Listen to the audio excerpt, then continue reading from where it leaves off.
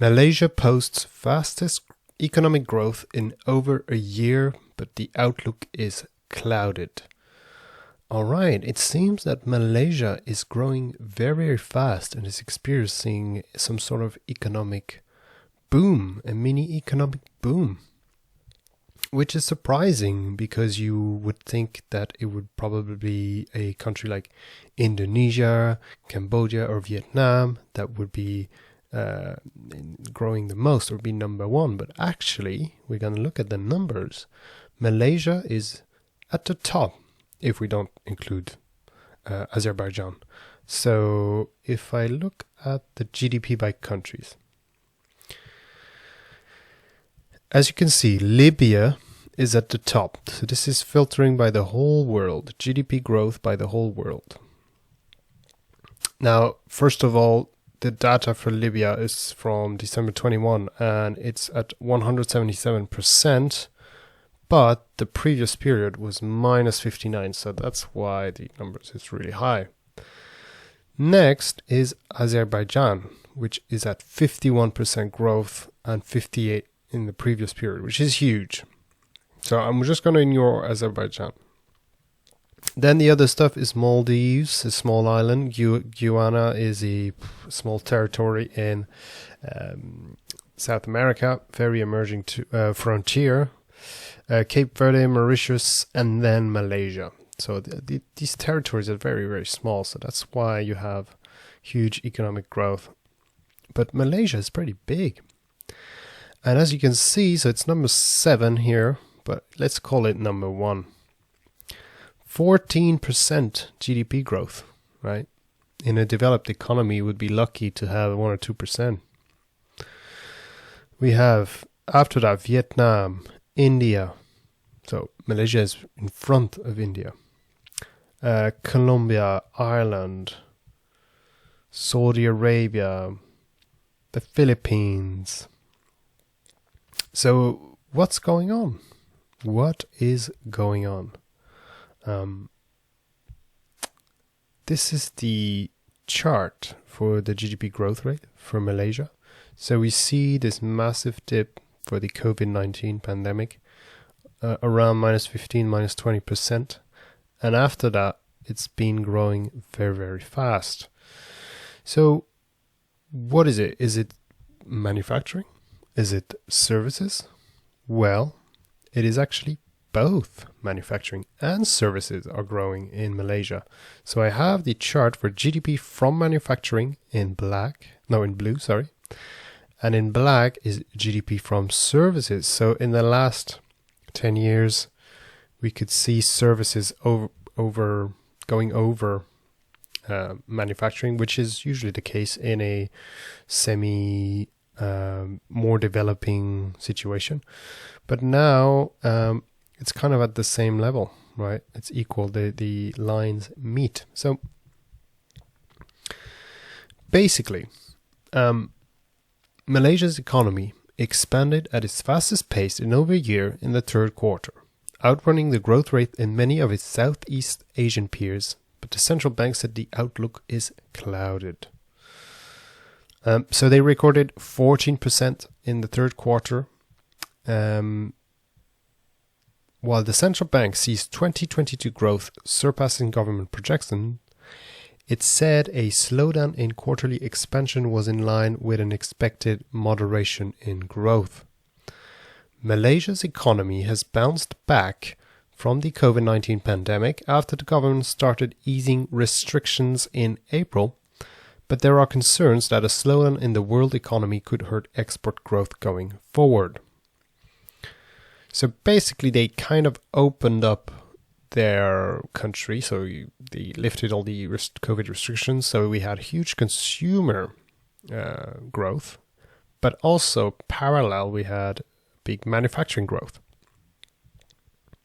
So they also say the moderation in global growth will particularly have an impact on Malaysia's export. Current GDP grew at its fastest pace. They expected the estimate was 11.7%, but actually it was 14%. It overpassed Indonesia, the Philippines, Singapore, and Vietnam. Now, why? That's the question. Well, private consumption rose 15% in the third quarter from a year ago, and export increased 18.7%, the central bank said. Especially in multiple sectors, including services, construction, and manufacturing. So it's across the board. Quarter-on-quarter economic growth slowed, although, yes, that's the problem. It was expecting, well, not expecting, but the previous quarter growth was 3.5%. Now it's 1.9%. So we're starting to reach the peak, right? It's still growing very fast, but it's peaking now. Now they are worried because exports are likely to weaken ahead if commodity prices decline, right? Commodities is a big portion of Malaysia's economy. And the global economy enters a recession in 2023.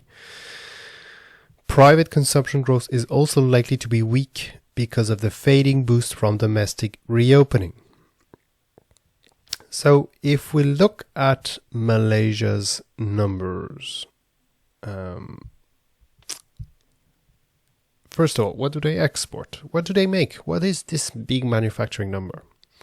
Well, if we look on the left, around 70% is these 5 items: electronic equipment, minerals, fuels, oil products, machinery products, animal, vegetable, fat, oil products, and rubbers.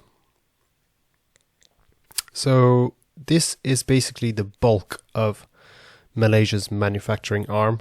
And who do they trade with? Well, 16% China, 14% Singapore, 6% with Hong Kong, 6% with Japan, and 12% with the US. So if we forget the US here, they basically trade mostly or exclusively in Asia.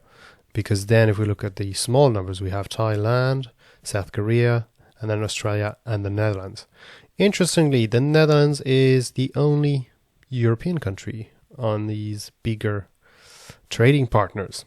So they mostly trade with Asia, and the most important partner is China. Singapore makes sense because it is a geographical neighbor. But as China experiences a slowdown, it's kind of contradictory that China right now is slowing, but Malaysia is exploding. Interesting. So I get why they're starting to worry about the next year, though. Manufacturing PMI kind of shows us the problems here. It's on the decline. We are below the 50 level, which means contraction in the future, as manufacturing PMI is a leading indicator. So it's definitely going to slow in the future. Business confidence, pretty flat. It kind of went up after 2020, but this doesn't really tell us much in the situation in Malaysia. Consumer confidence, pretty sideways. Now, the stock market is down. The stock market, the Bursa Malaysia, is down. Why? Because of the Malaysian ringgit. So, because the currency, the Malaysian currency, is beaten up so bad against the US dollar, the stock market is actually, the equities are going down. As you can see from this chart, this is the Malaysian ringgit, very, very inflationary in the last decade. So yeah, what do you guys think about Malaysia? What's going on? It seems to be